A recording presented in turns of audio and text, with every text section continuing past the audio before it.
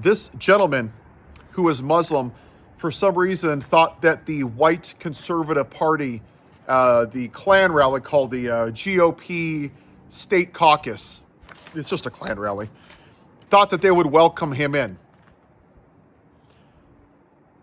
You're going to find Muslims that aren't being antagonistic or mean, at least not publicly. But I'll guarantee you, if they get power, they'll cut your head off as believers of Christ. This is a former Baptist pastor named Rick Scarba.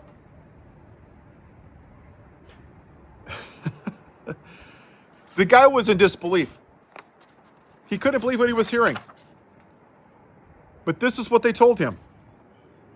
Speakers told the audience, many other people, that immigrants who don't believe in Judeo-Christian values will erode those values and create problems for America. Scarborough, this white nationalist, accused Muslims of lying to win power. I would strongly advise you to leave our caucus. The GOP chair, Abraham George, said, "There is a Democratic convention happening in a couple of weeks. Join them. There's no place in America for you." The last thing that the gentleman said, Hussein said, after being told to convert to white Jesus or leave, for the first time in his life at a Republican convention with the tagline, "Unity drives victory." And because he wasn't a straight white Christian man, they kicked him out. This is what being a conservative is. It is. I was on TikTok today. And the 92%, the black women, totally get it. Because they're the smartest people in our country, the most educated. Every time you talk to a MAGA man, they will simp for the white supremacist in the White House, the Grand Wizard, day after day after day after day. It doesn't matter. They are terrified of a white minority, and that's what this is. Unless you believe in their religion, they don't want you here. 99% of immigrants that the white supremacist president is letting in, they're from South Africa. Guess what demographic they are? That's right, white. That racist podcaster, Charlie Kirk, who's now spending a lot of time with Jeffrey Epstein, what did he talk about? The roaming blacks, the great white replacement theory. If a pilot's black, is he qualified? How about Justice Jackson? Is she an affirmative action hire? Because the audacity of a black woman, there's no way. He also said, oh, if a store clerk is a black lesbian, how do I know that she's qualified to help me? These are the people that they worship, that they love, that they cheer on, because that's the only reason that he won. LBJ basically said in his famous quote, "This country will vote for the most unqualified, morally bankrupt, rapist, white supremacist man that defends child molesters, convicted felon, over the most qualified black woman." That's why we're here. That's why I can't run for Congress yet, or president. Because I can't do what needs to be done. When you have a house and the foundation is rotten, you can replace the paint, the roof, the shingles, the cabinets. You can do all that. It's all cosmetic. You need to tear out the foundation of that house and rebuild it. When I hear stuff like this, that this country was found on Judeo-Christian principles, have you even thought about that? It was found on stealing and kidnapping black people on ships where 1.8 million died and they fed them to bull sharks.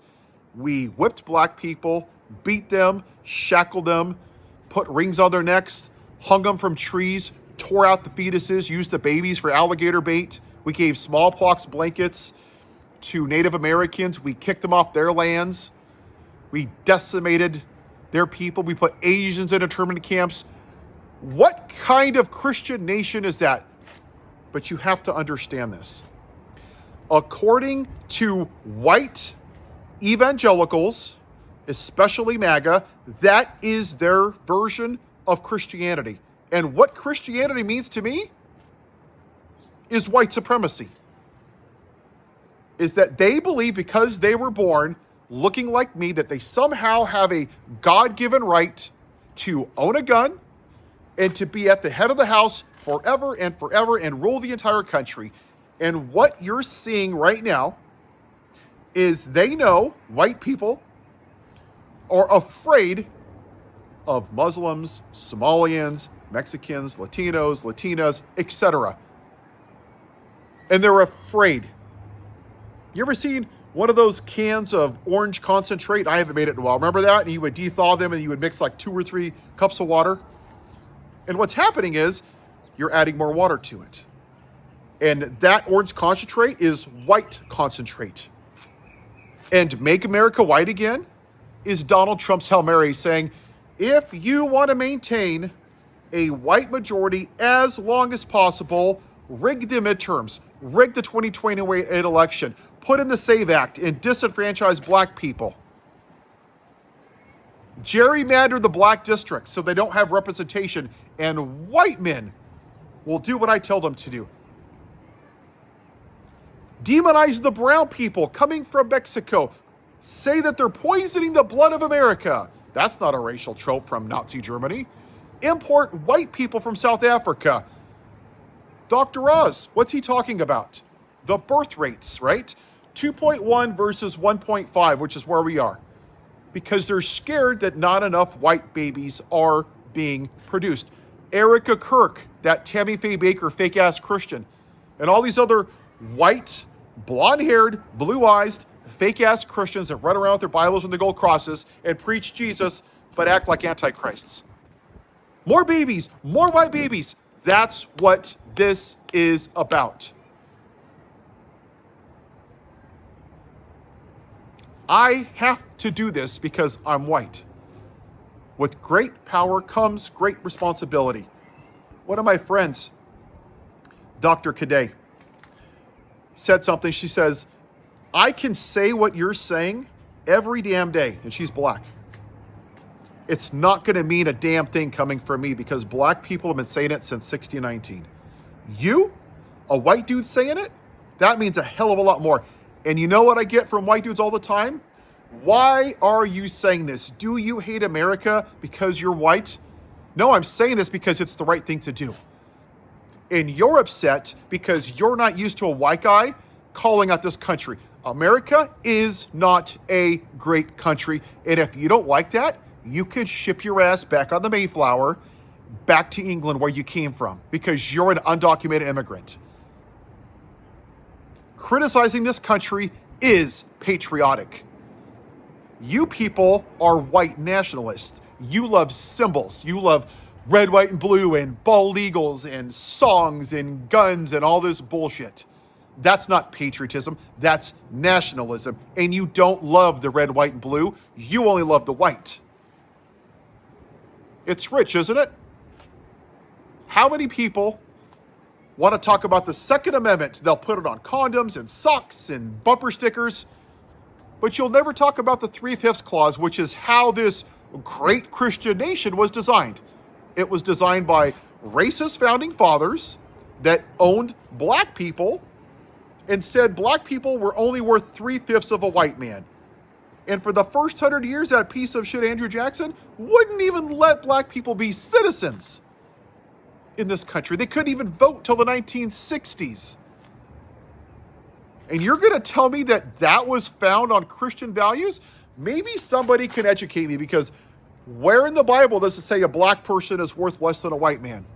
That's right, it doesn't. But that's what they do. It is weaponizing stupid, indoctrinating, dumb, white, racist people that have concepts of brains with the IQ of an acorn. And the last thing, because one of the things that this gentleman was running on, they're still going to vote Republican because he's a fucking idiot, right? Because of abortion, because he's too stupid. So let's go over that because I'm sick of this abortion crap as a person of faith. Why is it that you will force a woman to give birth to a baby, even if it costs her life or potentially costs her life or the life of an infant when she knows it may not make it because of the testing? You don't care if it's shot in a school, if it's shot in a shopping mall, if it watches its fellow classmates get murdered and identified by their data records. You don't care if it's molested by Donald Trump. You don't care if it's raped by Donald Trump. You don't care if it dies on January 6th. You don't care if it dies from lack of health care. You don't care if it starves to death or dies from the environments.